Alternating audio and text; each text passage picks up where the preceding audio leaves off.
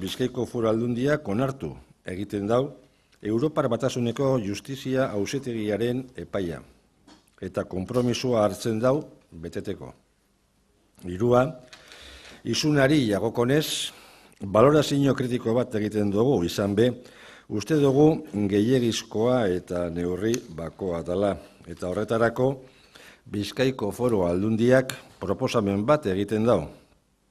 Isunaren zenbateko osoa hiru lurralde historikoetan erabili daitela, ekonomia eta enplegua suspertzeko Europako funtsen bitartez.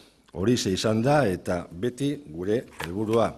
Eta beste alde batetik, egingo duguna da Euskal Finantzen Kontseiluaren batzar bat egiteko danon artean, bai Eusko Jaurlaritza eta bai beste aldundiaren artean azken erabakia hartuteko.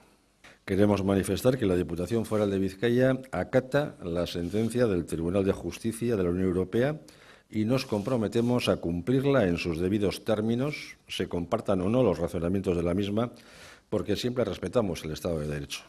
Consideramos excesiva e injusta la aplicación de la multa, ya que lo importante, que era la recuperación de las ayudas, eso se efectuó ya hace bastante tiempo. Puesto que es una situación extraordinaria, la Diputación Foral de Vizcaya va a solicitar una reunión extraordinaria de los órganos competentes para afrontar el pago de esta multa. Entendemos que debe celebrarse cuanto antes una reunión en el Consejo Vasco de Finanzas, donde estamos todas las instituciones vascas, y posteriormente también sería necesaria una reunión con un carácter más formal que otra cosa, pero necesaria, de la Comisión Mixta de Concierto Económico con el Estado.